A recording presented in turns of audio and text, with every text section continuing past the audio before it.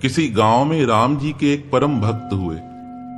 उनका नियम था, वह किसी भी अन्य गांव में जाते थे तो वहां पर राम मंदिर में ही रहते थे और उस राम मंदिर में रहकर एक बार राम जी को संपूर्ण रामायण अवश्य सुनाते थे। एक दिन किसी गांव में आए, उस गांव के श्री राम मंदिर में रुकने का विचार किया और ऐसा सोचकर मंदिर के पुजारी से कहने लगे, मेरा तो नियम है, मैं जिस किसी गांव में जाता हूँ उस गांव के राम मंदिर में पहुंचकर श्री राम जी को राम कथा अवश्य सुनाता हूँ। मंदिर का पुजारी कहने लगा, आपको रुकने की मना नहीं है, पर हमारे क्षेत्र की एक विशेषता है, आप कितनी भी राम कथा कर लो, लोग राम कथा सुनने आएंगे ही नहीं। तब वह भक्त कहने लगे, मुझे लोगों से मतलब भी नहीं है, मैं भगवान के आश्रित हूँ, भगवान के आधार पर चलता हूँ और मेरी कथा और कोई सुने या न सुने, मेरे हनुमान जी अवश्य सुनते हैं। मैं तो मन में यही सोचता हूँ कि श्री राम जी मेरी कथा सुनते हैं और भगवान शंकर जी सुनते हैं और हनुमान तो साक्षात आकर बैठ जाते हैं। पुजारी जी समझ गए कि यह भक्त बड़े सच्चे हैं, तो पुजारी जी ने कहा, आप जितने दिन हमारे गांव में रुकना चाहें आप रुक सकते हैं। मेरा घर आपकी सेवा में उपलब्ध है और यह राम जी का मंदिर है। इस मंदिर में आप जितने समय कथा करना चाहें कर सकते हैं।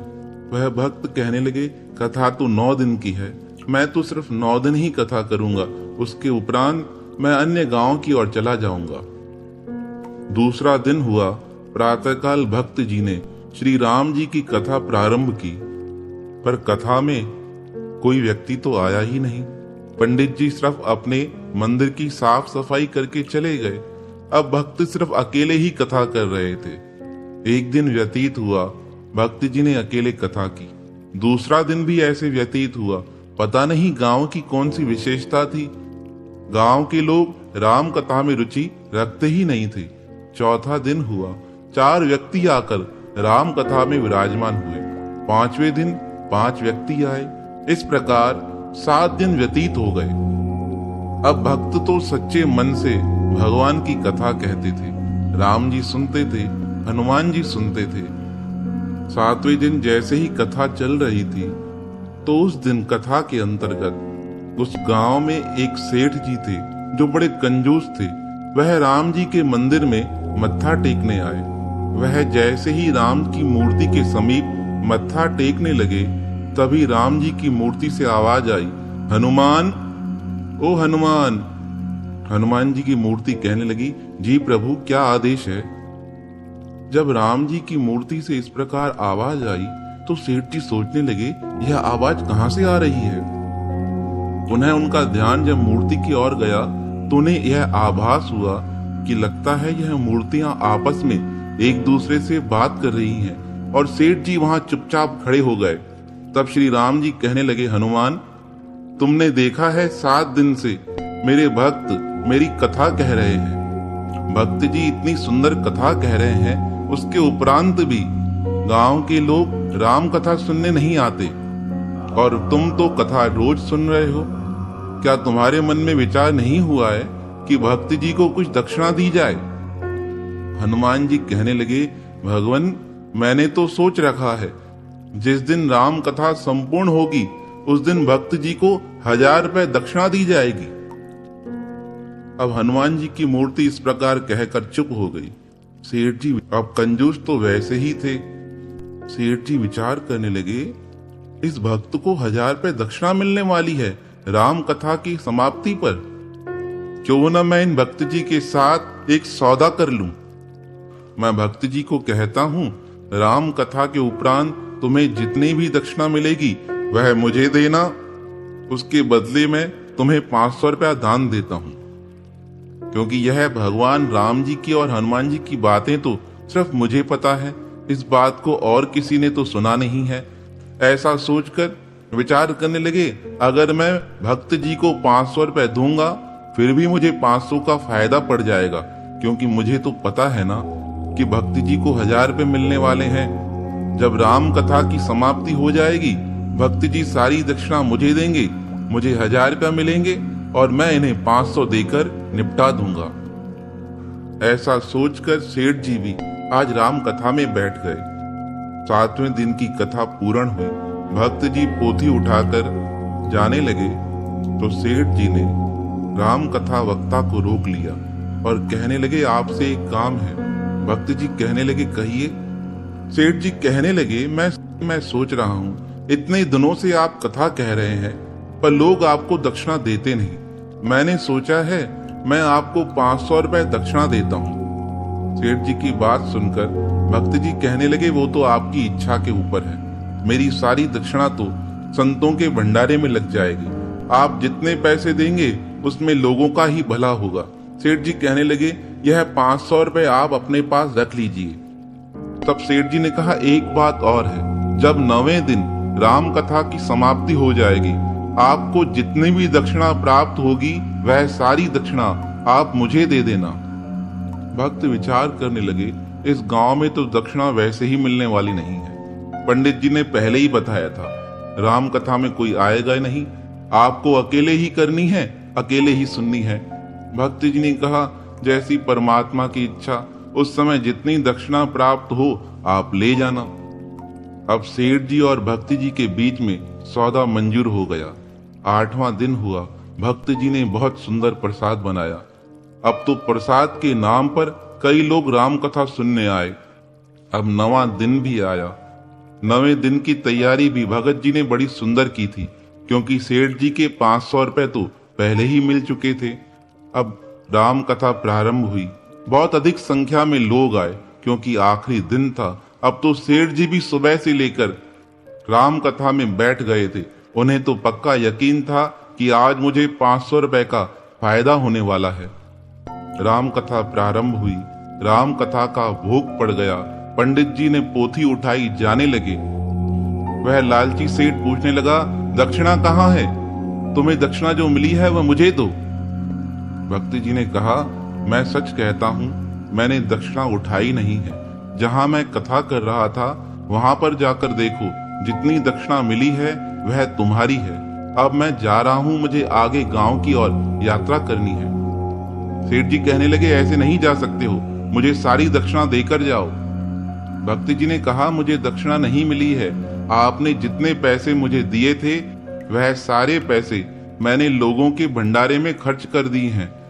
और ऐसा कहकर अपनी रामायण की पोथी उठाकर भक्ति जी तो निकल गए। सेठ जी भगते हुए उस पलंग के नजदीक आए जिस पर भक्त जी ने कथा की थी। वहां पर गिने चुने 15-20 रुपए पड़े थे और पलंग पर पड़े पैसे उठाकर सेठ जी अंदर मंदिर की ओर चले गए। उस मंदिर में जाकर राम जी और हनुमान जी की मूर्ति को और देखकर कहने लगे, उस दिन तो आप बड़े जोर जोर से बातें कर कह रहे थे कि भक्त जी को 1000 रुपए दक्षिणा देनी है, अभी तक तो आपने दक्षिणा दी नहीं। अगर आज आप दक्षिणा देते तो मुझे 500 रुपए का फायदा पड़ जाता। आपने दक्षिणा क्यों नहीं चढ़ाई है? और वह तो मूर्तियां थी, वह तो चुपचाप सब सुन रही थी।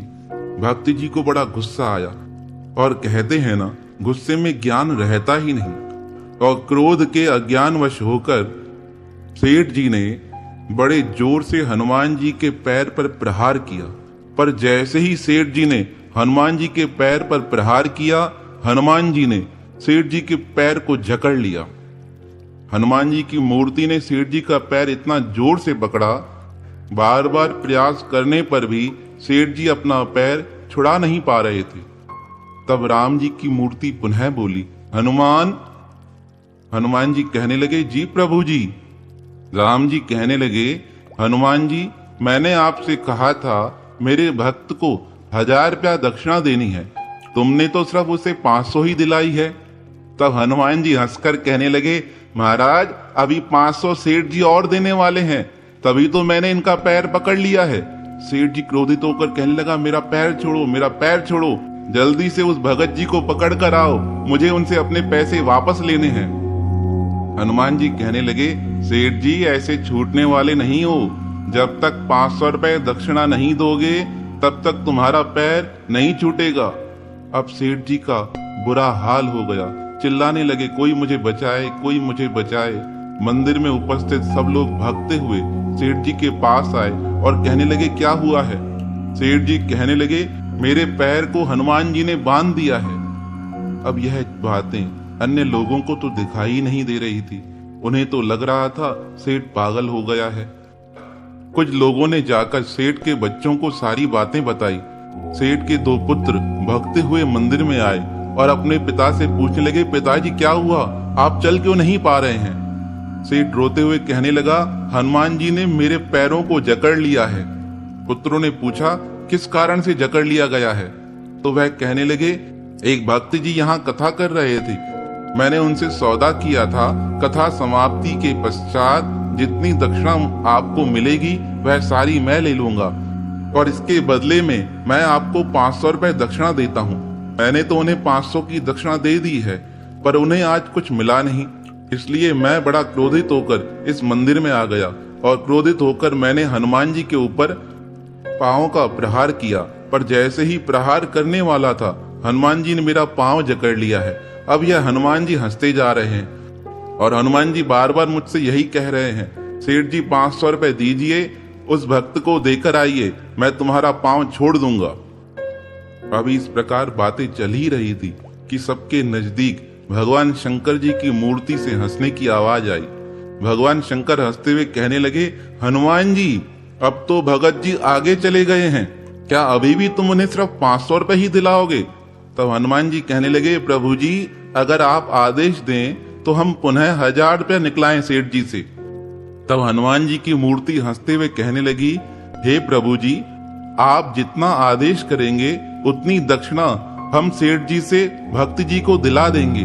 तब भगवान शंकर की मूर्ति हंसते हुए कहने लगी, अब तो 1000 रुपया दिलाना चाहिए, क्योंकि सेठ जी आनाकानी कर रहे हैं देने में और भक्त जी के साथ इन्होंने झूठ भी कहा है और भक्ति जी को ठगने का प्रयास भी किया है, इसलिए अब हमारी इच्छा है सेठ जी 1000 रुपया दान करें। अब सब मूर्तियों की आवाजें गांव के सब लोगों ने सुनी। वह हैरान हो गए, यह मूर्तियां आपस में कैसे बात कर रही हैं? सेठ के पुत्रों ने कहा, पिताजी जल्दी से आज्ञा कीजिए, हम भगकर उन भक्तों को 1000 रुपया देकर आते हैं, आप इस बंधन से मुक्त हो जाओगे। अब सेठ जी ने बड़े दुखी मन से हाँ करते हुए कहा, जल्दी जाओ, उस भक्त जी को ढूंढकर 1000 रुपया देकर आओ और मैं बंधन से मुक्त हो जाऊं। सेठ के बालक भगते हुए भगत जी को ढूंढकर उनके हाथों में 1000 रुपया देकर वापस आ गए और सेठ जी को आकर देखकर कहा, हम 1000 रुपया देकर आए हैं। तब हनुमान जी भगवान श्री राम की ओर देखकर कहने लगे, प्रभु जी आपकी आज्ञा का पालन हो गया है, अन्य कोई आज्ञा हो तो आदेश दीजिएगा। तब श्री राम जी और भगवान शंकर जी हंसते हुए कहने लगे, हनुमान जी आपने बड़ी अच्छी सेवा की है, आपने भक्त को इतना धन दे दिया है कि उसका जीवन यापन अच्छे से हो जाएगा। ऐसा कहकर हनुमान जी ने सेठ जी का पैर छोड़ दिया। सेठ जी बड़े क्रोधित हो अपने घर आ गए। कितना पावन प्रसंग था ना यह, कि भगवान अपने भक्तों को कभी छोड़ते ही नहीं। भक्त के मन में लालच नहीं था, वह तो यह सोचकर कथा करते थे कि मेरे भगवान मेरी कथा सुनते हैं, और जो भगवान के ही निमित्त हो जाते हैं भगवान उनकी पालना स्वतः करते हैं। तो अब तो हम सबको यकीन हो गया ना, हम जब राम कथा पढ़ते हैं, भगवान की कोई अन्य कथा पढ़ते हैं, कोई हमारे पास आए या ना आए, हमारे हनुमान जी तो सदा हमारे साथ उस कथा को सुनते हैं। वह कथा का कितना पुण्यमय फल देते हैं। आपने सुना ना इस कथा के माध्यम से कि भगवान स्वयं चलकर आए, भक्त की कथा को भी सुना और भक्त को खाली भी नहीं छोड़ा। तो ऐसे भक्त वसल भगवान जो निरंतर अपने भक्तों की संभाल करते हैं, उनके पावन श्री चरणों में हमारा बारंबार प्रणाम है, प्रणाम है, प्रणाम है। आज हम जिन भक्तों की कथा कहने जा रहे हैं वह बड़ी दिव्य है और संपूर्ण कथा हास्य से परिपूर्ण है। बिहार के एक छोटे से गांव के ब्राह्मण परिवार के अंतर्गत भक्त दीनानाथ जी का जन्म हुआ और दीनानाथ जी इतने सच्चे और सरल भक्त थे, अपना अधिक से अधिक समय भगवान शंकर के मंदिर में व्यतीत करते थे और भगवान शंकर से इनका इतना अधिक प्रेम था, बार बार किसी न किसी बात पर भगवान शंकर को डांट देते थे और भगवान गणेश जी के साथ तो इनका झगड़ा चलता ही रहता था। उसका भी एक गहरा रहस्य है, आपको बताया जाएगा। ब्राह्मण कुल में इनका जन्म हुआ। बचपन से परमात्मा की भक्ति का इनको विशेष चाव था। शुरुआत में तो शादी का विचार बिल्कुल नहीं था, पर माता पिता की आज्ञा मानकर इन्होंने शादी करना स्वीकार कर लिया। अब उमा नाम की एक सुशील और सुंदर कन्या के साथ इनका विवाह हुआ। उमा भी बड़ी सादी और सच्ची परमात्मा की सेविका थी। जब दोनों को एक दूसरे का साथ मिला तो दोनों की भक्ति और प्रबल हो गई। शादी के प्रथम दिवस ही दीनानाथ जी ने अपनी धर्मपत्नी से कहा, उमा, तुम्हें पता है मेरा मन तो शादी का था ही नहीं, पर मेरे माता पिता की आज्ञा मानकर मैंने विवाह का प्रस्ताव मंजूर किया है, क्योंकि मेरा मन तो शुरुआत से ही परमात्मा के श्री चरणों से युक्त था। इसलिए मुझे संसार के कार्यों के प्रति कोई मोह है ही नहीं। मैं तुम्हारा पालन पोषण कभी सही से नहीं कर पाऊंगा। हाँ, पर एक बात अवश्य है, तुम मुझे जो भी कार्य कहोगी मैं परमात्मा से निवेदन कर दूंगा। परमात्मा तुम्हें कभी निराश नहीं करेंगे। इससे अधिक तुम मुझसे कोई उम्मीद नहीं रखना। उमा भी सच्ची धर्मनिष्ठ धर्मपत्नी थी। उसने अपने पति की आज्ञा को स्वीकार कर लिया। दिन व्यतीत होने लगे। अब दीनानाथ जी का तो नियम था, अपने घर के नजदीक एक भगवान शंकर का शिवालय था। प्रातःकाल वहां चले जाते और रात्रि के समय लौटते। उनकी धर्मपत्नी उमा को किसी चीज की आवश्यकता पड़ती, वह अगर पतिदेव से कहती घर में इन सामानों की आवश्यकता है, तब दीनानाथ जी बोलते, मुझे कागज पर लिखकर दे दो। और वह कागज जाकर दीनानाथ जी भगवान शंकर के नजदीक रख देते और उनसे कहते, आज घर में इन चीजों की आवश्यकता है, भेज देना। अब जैसे ही दीनानाथ ऐसे बोलते, भगवान भी उनकी आज्ञा स्वीकार कर लेते। किसी ना किसी रूप में कागज में लिखी सारी वस्तुओं को दीनानाथ जी के घर पे पहुंचा देते थे। इस प्रकार दीनानाथ जी का विश्वास परमात्मा की ओर बढ़ता ही गया। अब सारा दिन भगवान शंकर की सेवा करें। मंदिर में जितने भी लोग आए वह दीनानाथ जी को भगत जी के नाम से बुलाते थे। अब दीनानाथ जी का भगवान शंकर से तो विशेष प्रेम था, पर गणेश भगवान जी के साथ उनका वाद विवाद चलता ही रहता था। उसका कारण यह था, जब दीनानाथ जी के पास कोई भक्त आकर कहता, हे ब्राह्मण देवता, हम यह प्रसाद लेकर आए हैं, इनका भोग लगा दो, तो आश्चर्यजनक घटना घटती। जब दीनानाथ जी भोग भगवान शंकर के आगे रखते तो भगवान शंकर तो उसमें से कुछ लेते नहीं थे, पर जैसे ही जो प्रसाद गणेश जी के आगे रखा जाता था वह गायब हो जाता था। अब दीनानाथ जी हैरान होकर कहते, यह अजीब है, मैं प्रसाद रखता हूं और खा जाते हैं, हमें कुछ मिलता नहीं खाने को, पहले ही परेशानी होती है और भक्त लोग भी इतने संपन्न नहीं कि मुझे देकर जाएं। जो थोड़ा बहुत मिलता है उसमें से भी गणेश जी गायब कर जाते हैं। अब इस प्रकार उनका वाद विवाद चलता ही रहता था। अब एक दिन जीवन में एक घटना घटित होने वाली थी। धीरे धीरे दीनानाथ जी की पुत्री बड़ी होने लगी। आज जैसे ही दीनानाथ जी घर पहुंचे, दीनानाथ की धर्मपत्नी ने कहा, हमारी पुत्री के विवाह का प्रस्ताव आया है, अब आपको कुछ सोचना पड़ेगा।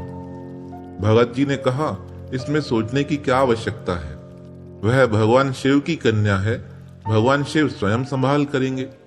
अब उमा जी समझ गई कि मेरे पतिदेव तो कुछ करने वाले हैं नहीं, तो उसने अपनी कोशिश की। गांव के नजदीक एक अन्य गांव था। उस गांव में एक संपन्न परिवार के साथ अपनी पुत्री का विवाह निश्चित कर दिया। अब समय आने लगा पुत्री के विवाह का। सिर्फ 2 दिन बचे थे। उमा ने कहा, भगत जी, 2 दिन बाद आपकी पुत्री का विवाह है और अभी तक कुछ भी तैयारी नहीं हुई है। मैं आपको इतने दिनों से सचेत करती आ रही हूँ कि पुत्री का विवाह है, कुछ तो सामान इकट्ठा कर लो, कुछ थोड़ा बहुत पैसा तो कर्जे पे ले लो, आपको लोग दे भी देंगे, पर आप मानते ही नहीं हो। तब दीनानाथ जी ने थोड़ा रुष्ट होकर कहा, मैंने तुम्हें कहा था ना, मुझे किसी से पैसा मांगना पसंद नहीं है।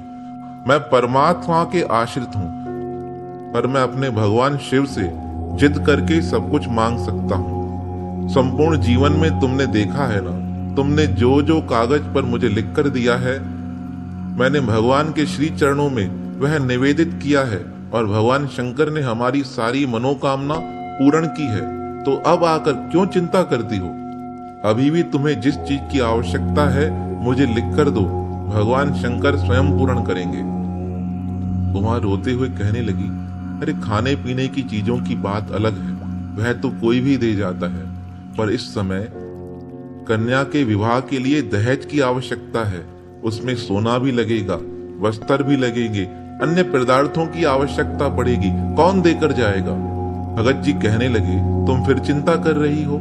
जब मैंने तुम्हें कहा है ना, भगवान शंकर जी सदा मेरे साथ हैं, फिर क्यों चिंता करती हो? तुम मुझे कागज पर लिख कर दे दो। अब उमा ने भी रुष्ट होकर कागज पे दहेज का सारा सामान लिख कर दे दिया। वैसे तो एक कागज बनता था, आज 8 कागज बनकर तैयार हो गए।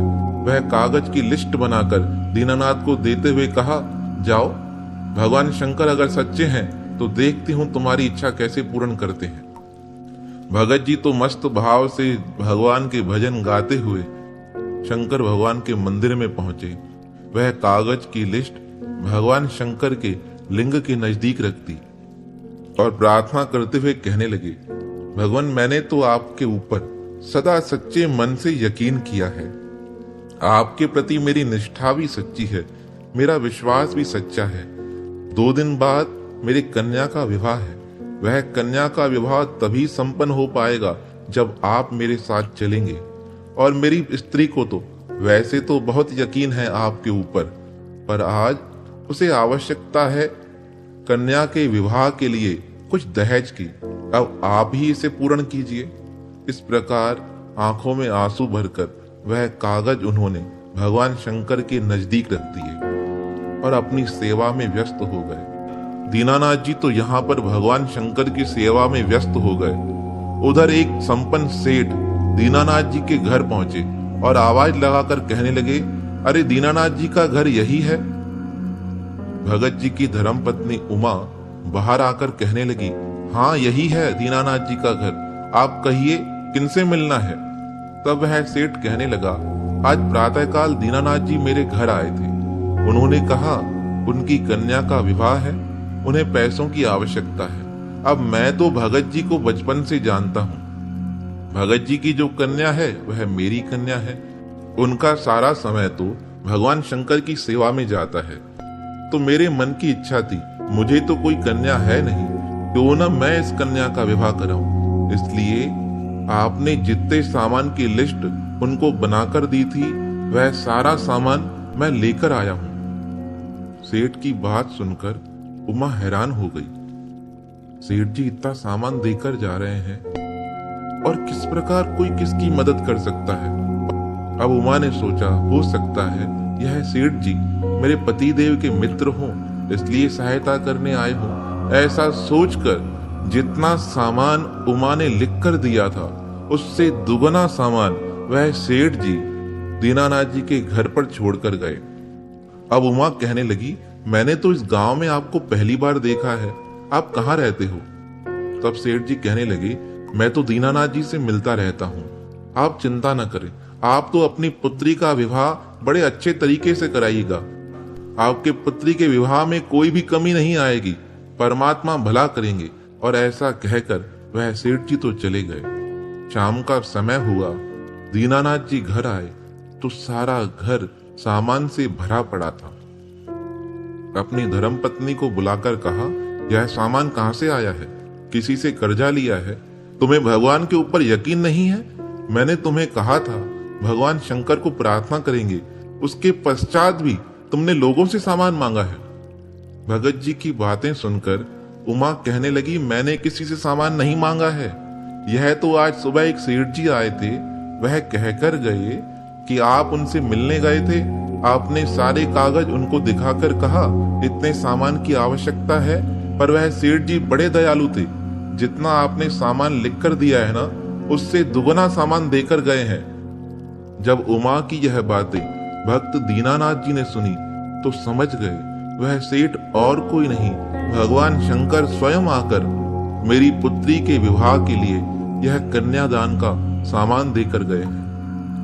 अपनी पत्नी की बातें सुनकर उनके आंखों में आंसू आ गए और रोते हुए कहने लगे, मैंने तुम्हें कहा था ना, परमात्मा हमारे साथ है, वह कभी हमारे जीवन में कोई कमी नहीं रखते हैं। उसके उपरांत भी तुम आज सुबह नाराज होने लगी मेरे भगवान शिव पर। देखा कितना सामान देकर गए हैं। अब एक बात सुन लो उमा, जब तक भगवान शंकर मेरी पुत्री के विवाह में मेरे साथ नहीं चलेंगे, मैं तुम्हारे साथ शादी पे नहीं चलूंगा। भगत जी की यह बातें सुनकर उमा का दिल बैठ गया। वह कहने लगी, भगवान शंकर कैसे चल सकते हैं? वह तो कृपा करके चले गए हैं ना। अब तुम जिद छोड़ो, 2 दिन बाद हमारी पुत्री का विवाह है, कृपया तुम यह बखेड़ा खड़ा मत करो। अब भगत जी तो अपनी बात पर अटल थे। वह कहने लगे, जब तक भगवान शंकर स्वयं न चलेंगे मैं बिल्कुल नहीं चलूंगा। और पूछने लगे, तुमने सारे शहर को तो न्योता दे दिया है, तुम मंदिर में गई हो भगवान शंकर को निमंत्रण देने? तब उमा भी प्रेम से डांटते हुए कहने लगी, सारा दिन तो तुम बैठे रहते हो, तुम्हारा काम नहीं है भगवान शंकर को कहना। अब वह सीधे साधे भक्त थे, कहने लगे, भगवान शंकर को तो मैंने कह दिया है, पर जो उनकी जो और मंडली है ना, उन्हें बिल्कुल नहीं कहा है। और खास कर भगवान गणेश जी को तो बिल्कुल नहीं कहना है, क्योंकि वह इस प्रकार खाते हैं, अपना प्रसाद ही गायब कर देते हैं। मेरे लिए मंदिर में कुछ खाने को बचता ही नहीं। अपने पतिदेव की बातें सुन उमा मुस्कुरा कर कहने लगी, आप चिंता न करें, रात्रि विश्राम करें। अब 2 दिन बाद पुत्री का विवाह है, अब आप तैयारी कीजिएगा, आपको विवाह में चलना है। अब इस प्रकार बातें कर दोनों सो गए। दूसरे दिन प्रातःकाल दीनानाथ जी भगवान शंकर के मंदिर में चले गए, जिस प्रकार जाते थे, और सेवा करके आ गए। तीसरा दिन आया, पुत्री के विवाह का कार्य था। भगत जी तैयार होकर पुनः मंदिर की ओर जाने लगे। धर्मपत्नी ने कहा, कहाँ जा रहे हो? कहा, मैं अपना नियम नहीं छोड़ सकता हूँ, दर्शन करने जा रहा हूँ। धर्मपत्नी ने कहा, जल्दी आइएगा, हमें अपनी पुत्री को लेकर दूसरे गांव चलना है, कहीं देर ना हो जाए। दीनानाथ जी कहने लगे, मैंने तुमसे कहा था ना, जब तक भगवान शंकर इस विवाह में नहीं चलेंगे मैं तुम्हारे साथ नहीं चलूंगा। धर्मपत्नी कहने लगी, अरे जिद छोड़ो, पुत्री का विवाह है, भगवान शंकर और कृपा क्या करेंगे? आपको दहेज का धन देकर गए ना, उसके पश्चात भी और किस चीज की आवश्यकता है? पर भगत जी मानने को तैयार नहीं थे। वह कहने लगे, यह कन्या भगवान शंकर की ही है, जब तक वह नहीं चलेंगे मैं नहीं चलूंगा। भक्त जी इस प्रकार जिद करके भगवान शंकर के मंदिर में आ गए और बैठ गए अपना ध्यान करने। समय बीतने लगा, वहां पर घर वाले इंतजार कर रहे हैं, जल्दी से वापस आए, और इधर भगत जी जाने को तैयार ही नहीं। अब कहते हैं ना, जब भक्त का प्रेम इतना निष्ठावान हो तो भगवान को चिंता हो जाती है, और भक्त अगर दीनानाथ जी की तरह बड़ा सरल हो तो उसकी चिंता अधिक हो जाती है। यहाँ से कथा एक नया मोड़ लेती है। दीनानाथ जी तो बैठकर भगवान शंकर की पूजा करने लगे। अब भगवान शंकर मन में विचार करने लगे, यह तो अजीब भक्त है। भक्ति जी ने जो जो मुझे देने को कहा था वह तो मैं घर पहुंचा कर आया, अब इसे किस चीज की आवश्यकता है? तभी उस मंदिर में एक आवाज हुई। वह आवाज थी भगवान शंकर की मूर्ति से। वह कहने लगी, अरे भगत जी, जाओ अपनी कन्या का विवाह करा के आओ। दीनानाथ जी ने इधर उधर देखा, उन्हें कुछ समझ ही नहीं आया। पूछने लगे, कहां से आवाज आ रही है? भगवान शंकर ने कहा, हम बात कर रहे हैं, तुम जाओ भगत जी, अपनी कन्या का विवाह करा के आओ। दीनानाथ जी कहने लगे, अरे भगवान, मैंने तो सारी उम्र आपकी सेवा की है, आपको तो पता है ना, आप मेरे पिता तुल्य हैं, और मैं आपसे हर बात पर जिद करता हूँ और आप मेरी हर जिद पूर्ण करते हो। आपको जब पता है मैं आपके बिना नहीं जा सकता हूँ तो मैं विवाह में कैसे जाऊंगा? आप चलोगे तो मैं आपके साथ चलने को तैयार हूँ। भगवान शंकर ने कहा, जितना हमें करना था हम कर चुके हैं। दीनानाथ जी कहने लगे, इसका मतलब आपने पैसा दे दिया और काम हो गया? अब मैं भी आपके पास रोज आऊं, सब जल चढ़ाकर चला जाऊं, इतना ही काफी है। बैठने की आवश्यकता नहीं है, आपसे प्रेम करने की आवश्यकता नहीं है। भगवान शंकर कहने लगे, ऐसी बात नहीं है, तुम जाओ अपनी कन्या का विवाह करा के आओ। भगत जी कहने लगे, आपको चलना ही पड़ेगा मेरे साथ, मैं नहीं जाऊंगा आपके बिना। भगवान शंकर विचार करने लगे, शादी में कैसे चला जा सकता है। भगवान शंकर को विचार मग्न देख माता पार्वती ने पूछा, भगवान क्या चिंतन चल रहा है। भगवान ने कहा, मेरा भक्त मुझसे जिद कर रहा है कि आपको कन्या के विवाह में चलना ही पड़ेगा, तो मैं सोच रहा हूं कैसे जाऊं। इसी बीच भगत जी बोल पड़े, सोचना क्या है, कल सेठ बनकर धन देकर गए थे ना घर पे, वह सेठ बन जाओ। मैं अपनी धर्मपत्नी को कह दूंगा सेठ जी को शादी पर लेकर आया हूं। भगवान शिव जी को भक्त का सुझाव पसंद आ गया। अब भगवान शंकर तो सेठ जी बन गए। अब माता पार्वती जी कहने लगी, आप अकेले कैसे जाएंगे, मैं भी आपके साथ चलूंगी। अब माता पार्वती जी भी तैयार होने लगी। जैसे ही भगवान शंकर और माता पार्वती तैयार हुए, भक्त जी फिर कहने लगे, मैंने आपको पहले ही कहा था गणेश जी को नहीं लेकर चलना है, तो गणेश जी नहीं चलेंगे। अब गणेश जी ने आवाज सुन ली भक्त जी की, कहने लगे, मैं तो अवश्य चलूंगा, मेरे बिना तो शादियां होती नहीं है, सबसे पहले मुझे ही बुलाया जाता है। माता पिता शादी में सम्मिलित हों और मैं ना चलूं, ऐसा हो ही नहीं सकता। भक्त जी जिद करके बैठ गए, अगर गणेश जी चलेंगे तो मैं नहीं चलूंगा। भगवान शंकर विचार करने लगे, एक तरफ भगत एक तरफ पुत्र, क्या किया जाए। तब भगवान शंकर ने युक्ति निकाली, भक्त को समझाते हुए कहने लगे, अरे भगत जी, तुम तो ब्राह्मण परिवार के हो, तुम्हें तो विधि विधान का पता है, तुम्हें तो जानकारी होती है ना, जब कोई विवाह होता है सबसे पहले गणेश जी को बुलाया जाता है। यह तो तुम्हारा सद्भाग्य है, गणेश भगवान स्वयं हमारे साथ चल रहे हैं। पहले तो मानने को तैयार नहीं हुए, पर भक्त जी ने एक शर्त रख दी, कहा गणेश जी चलेंगे तो एक शर्त है, यह बिना पूछे कुछ भी नहीं खाएंगे, वहां पे शादी पे सामान कम होगा तो दिक्कत हो सकती है, मैं जितना इन्हें खाने के लिए दूंगा यह उतना ही खाएंगे। अब गणेश जी ने मुस्कुराते हुए भक्त जी की शर्त स्वीकार कर ली, क्योंकि मन बड़ा सच्चा था। जिसका मन सच्चा होता है ना, परमात्मा उसके साथ होता है। अब भक्त जी तैयार थे, भगवान गणेश जी तैयार हुए, भगवान शंकर जी तैयार थे, माता पार्वती के साथ निकलने वाले थे। नंदी उठकर खड़े हो गए, भगवान मेरे बिना कैसे जाओगे। अब नंदी जी की आवाज सुनकर और जितने गण थे वह भी तैयार हो गए। भगवान शंकर कहने लगे, भगत जी मंडली तो बहुत बड़ी हो गई है। भक्ति जी कहने लगे, आपकी मंडली को देखा है, कैसे बिना कपड़ों के रहते हैं, उनको तो तरीका भी नहीं है। आज आप कितने सुंदर लग रहे हो, कितना सुंदर वेश बनाया है। अभी इस प्रकार बात चल रही थी, तब नंदी और अन्य गण कहने लगे, हम भी चलेंगे। तब भगवान शंकर ने अपने गणों से कहा, आप सबने तो मेरी शादी में सम्मिलित होकर आनंद लिया था ना, यह भक्त की बेटी की शादी है, वहां पे इतनी भीड़ कैसे चल पाएगी। तब नंदी और अन्य गणों ने कहा, हम अदृश्य रूप में चलेंगे, किसे खबर नहीं चलेगी। अब सबकी बात मानकर भगवान शंकर भक्त के साथ चलने को तैयार हुए। अभी मंदिर की एक सीढ़ी उतरे ही थे कि भक्त जी ने रोककर कहा, अरे भगवान ऐसे कैसे चलोगे। भगवान शंकर ने कहा, अब क्या हुआ। कहा, गले में यह सांप, लोग कहेंगे सेठ बनकर आए हैं और गले में सांप।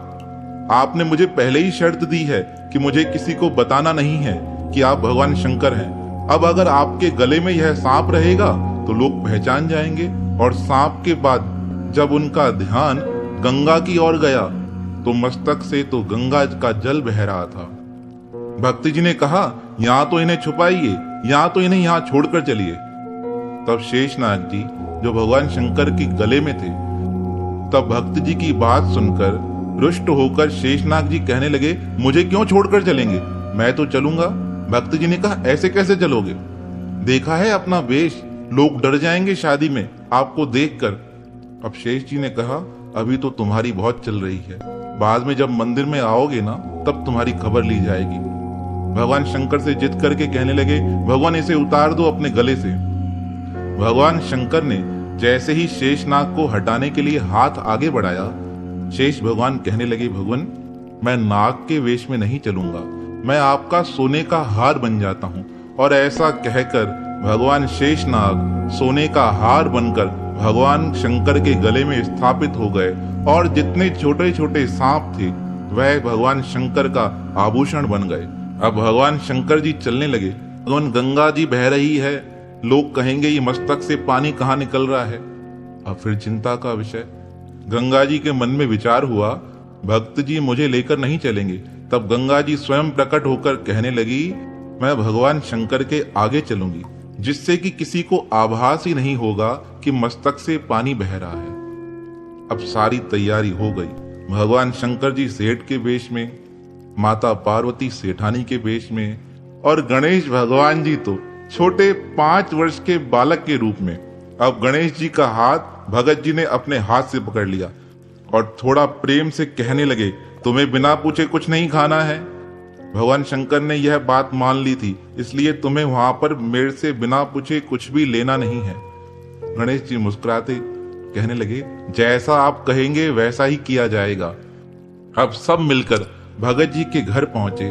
वहां पे तो शादी की तैयारियां चल रही थी। भगत जी को देखकर उनकी धर्मपत्नी उमा पूछने लगी, होकर आए मंदिर से? भगवान शंकर जी आ गए? अभी भगत जी कुछ जवाब देने ही वाले थे, भगवान शंकर ने इशारा कर दिया, मैंने तुम्हें पहले ही कहा था, अगर किसी कुछ बताओगे मेरे बारे में तो मैं अदृश्य हो जाऊंगा। भगवान शंकर का इशारा समझ भक्त जी चुप हो गए और कहने लगे, भगवान शंकर तो नहीं आए, पर उस मंदिर के मालिक हैं, सेठ जी हैं, यह हमारे साथ आए हैं। उन सेठ जी को देखकर उमा तो पहचान गई। कहा, यही तो सेठ जी थे जो कल धन देकर गए थे, यह हमारे साथ शादी में चल रहे हैं। भक्त जी ने कहा, यह भी चल रहे हैं और यह इनकी धर्म पत्नी है, यह भी हमारे साथ चल रही है। और छोटे बालक की ओर इशारा करके कहा, यह भी हमारे साथ चल रहे हैं, पर इनका ध्यान रखना पड़ेगा, यह बिना पूछे बहुत कुछ खा लेते हैं।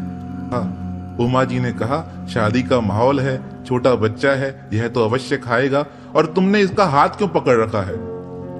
तब भक्त जी कहने लगे, यह बिना पूछे चला जाता है यहाँ वहां, इसलिए इनका हाथ पकड़ रखा है। अब इस प्रकार बातें कर कन्या की बारात चलने लगी। भगवान शंकर जिसकी बारात में शामिल हो, उस बारात का तो कहना ही क्या। भगवान शंकर के गण मृदंग बजा रहे थे, ढोलक बजा रहे थे, बड़ा ही सुंदर दृश्य था। अब गाते बजाते सब लोग उस गांव में आ गए जहां पर भक्त जी की कन्या का विवाह था। अब कन्या का विवाह प्रारंभ हुआ। भक्त जी को बुलाया गया, भक्त जी आइए और कन्यादान कीजिए। जैसे ही कन्यादान की रस्म प्रारंभ हुई, भक्त जी ने भगवान शंकर को उठाया और कहने लगे, यह पुण्य कार्य आपको ही करना है। कितना सुंदर दृश्य रहा होगा बिहार के उस गांव का, जहां पर भगवान शंकर स्वयं सेठ जी के रूप में आए और कन्यादान का पुण्यमय कार्य किया। भक्त जी भगवान शंकर को लेकर कन्या के नजदीक आए। कहते हैं भगवान शंकर और माता पार्वती ने अपने हाथों से कन्यादान किया, और जिस स्थान पर कन्यादान किया गया वह पत्थर अभी तक बिहार के एक गांव में स्थापित है। वहां पे एक मंदिर बनाया गया है, वह मंदिर दान मंदिर के नाम से जाना जाता है। कन्या का विवाह सुख से संपन्न हुआ। अब भगवान जिस विवाह में उपस्थित रहेंगे वहां तो कोई विघ्न आ ही नहीं सकता है। सुख से विवाह संपन्न हुआ, सब लौटकर अपने घर आए। अब जैसे ही मार्ग में शिव मंदिर पड़ा, भक्त जी को देखकर भगवान शंकर कहने लगे, अब हम जा सकते हैं अपने घर में। भक्त जी कहने लगे, भगवान यह सब आपकी ही लीला है, आपने ही यह सारा कार्य पूर्ण किया है। और ऐसा कहकर भगवान शंकर के नजदीक बैठकर भक्त जी रोने लगे। भक्त जी की धर्मपत्नी पूछने लगी, क्या हुआ, इतना जोर से क्यों रो रहे हैं? भक्त जी कुछ कहने ही वाले थे, इतने में भगवान शंकर ने मस्तक पर हाथ रख दिया, कहा, शांत हो जाओ। भक्त जी समझ गए कुछ बताना नहीं है और भक्तानी को कहकर गए, मैं सेठ जी को मंदिर की ओर छोड़कर आता हूं, तुम घर चलो। ऐसा कहकर अन्य मेहमान तो घर की ओर आ गए।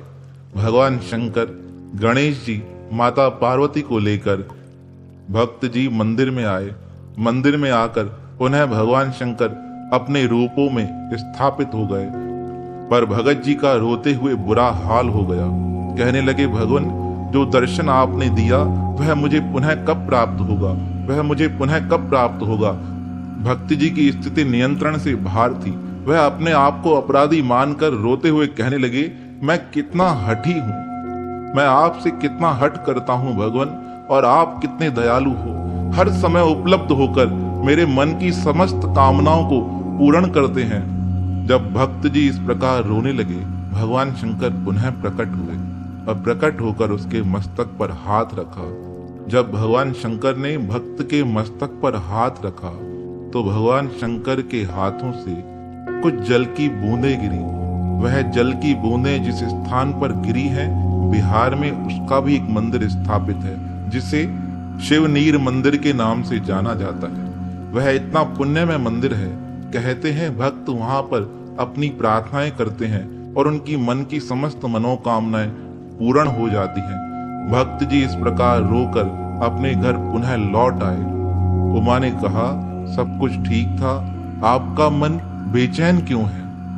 अब तो कन्या का विवाह सुख से हो चुका है।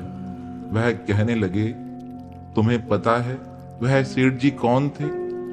उमा कहने लगी, वह सेठ कौन थे? आपके मित्र थे ना, और उस मंदिर के मालिक थे। दीनानाथ जी रोते हुए कहने लगे, अरे वह सेठ नहीं, भगवान शंकर थे, जिन्होंने अपने हाथों से मेरी कन्या का विवाह किया था। तुम पहचान न सकी उनको। उमा कहने लगी, आपने बताया क्यों नहीं? कहा, अगर मैं तुम्हें बता देता तो भगवान शंकर अदृश्य हो जाते, फिर मुझे उनका दर्शन न मिलता। उमा जिद करने लगी, अब तो मुझे भी उनका दर्शन करना है। दूसरे दिन प्रातःकाल वह अपनी धर्मपत्नी को लेकर भगवान शंकर के मंदिर में आए और प्रार्थना कर कहने लगे, भगवान, इसे भी दर्शन दो। इसने संपूर्ण जीवन मुझे सच्चे मन से साथ दिया है। इसकी कर्तव्य निष्ठा से ही मैं आपकी भक्ति कर सका हूँ। इसे भी अपना दर्शन दे, कृतार्थ करो। भगवान शंकर ने पुनः प्रार्थना सुनी, प्रकट हुए। दोनों पति पत्नी को दर्शन मिला। दर्शन कर वह दोनों भक्त निहाल हो गए। तो ऐसे भक्त वसल भगवान जो भक्तों पर तुरंत राजी हो जाते हैं, जिन्हें भोलेनाथ कहा जाता है, जिन्हें आशुतोष कहा जाता है, उनके पावन श्री चरणों में हमारा बारंबार प्रणाम है, प्रणाम है, प्रणाम है।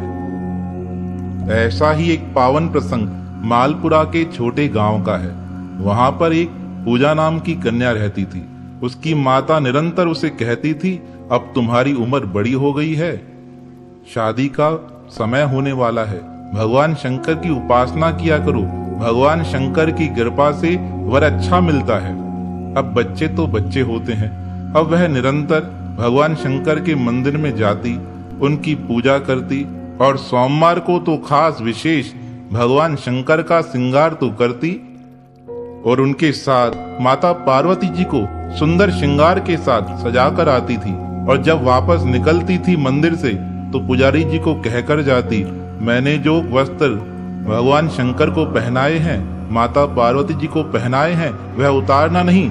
मैं कल आकर पुनः देखूंगी, अगर उन्हें किसी ने हटा दिया तो मैं आपसे झगड़ा करूंगी।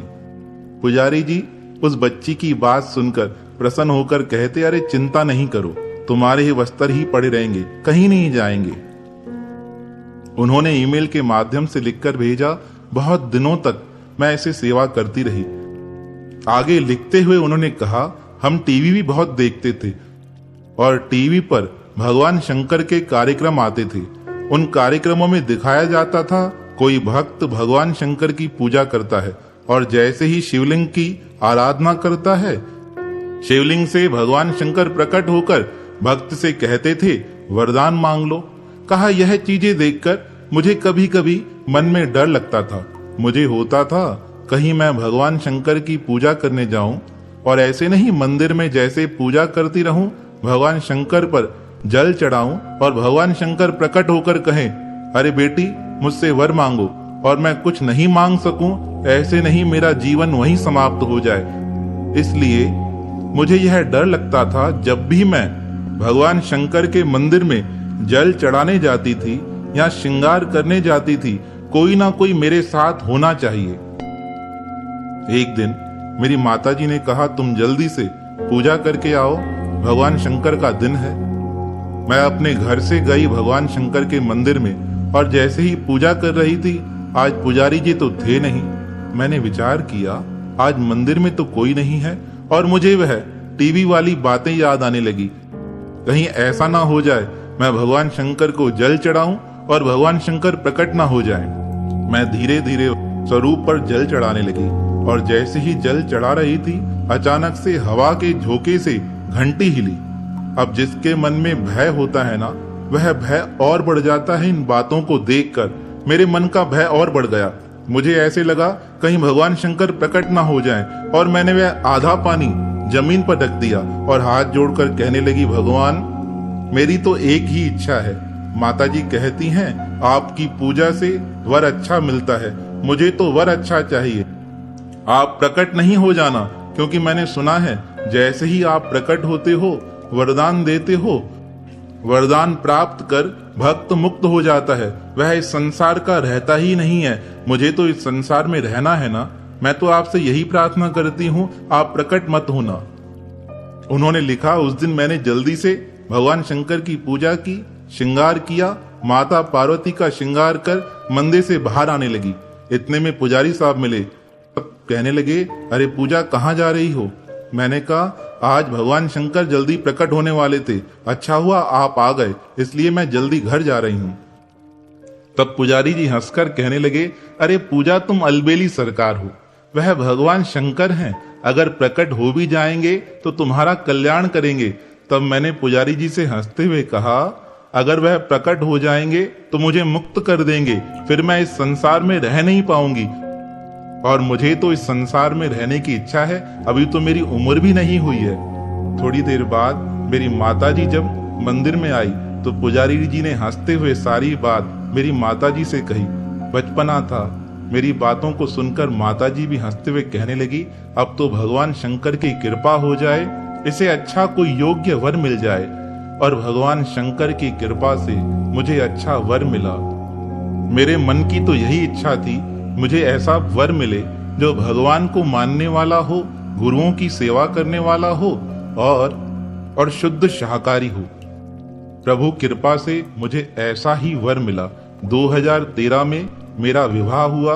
विवाह से कुछ दिन पूर्व मैंने माताजी से कहा, मैंने सुना है हमारे गुरुजी और हमारे परमात्मा उन भक्तों की शादी में अवश्य आते हैं जिनका उनसे प्रेम होता है। अब मैं भी देखना चाहती हूँ। इतने भाव से मैंने परमात्मा की सेवा की है, अपने गुरुदेव स्वामी टेऊराम महाराज जी को वंदन किया है। अब वह किस रूप में आते हैं? माताजी का बड़ा विश्वास था। वह कहने लगी, ऐसा नहीं कहते हैं, वह किसी न किसी रूप में आकर हमें आशीर्वाद अवश्य देकर जाते हैं। पर मैं जिद करने लगी, नहीं मुझे तो देखना है वह कैसे आते हैं। मेरी शादी का समय नजदीक आया और मेरी प्रार्थना को भगवान भोलेनाथ ने स्वीकार कर लिया। वह गुरु स्वरूप में मेरे पास आए। मेरे हृदय की सच्ची प्रार्थना को मेरे गुरुदेव ने स्वीकार कर लिया। जिस प्रकार भगवान ने आकर कबीर जी का यज्ञ कराया था, उसी प्रकार महापुरुषों के रूप में मेरे गुरुदेव मेरी शादी में उपस्थित हुए। उन्होंने अपनी कृपा से सारा कार्य पूर्ण कर दिया। आज उनकी कृपा से सब कुछ हमारे पास है। बस यही प्रार्थना करती हूँ कि उनकी सदा कृपा हमारे परिवार पर ऐसे ही बरसती रहे। तो परमात्मा बड़े दयालु हैं। जो सच्चे श्रद्धा भाव से भगवान शंकर की शरण में जाता है, वह उसके समस्त मनोरथ पूर्ण कर देते हैं।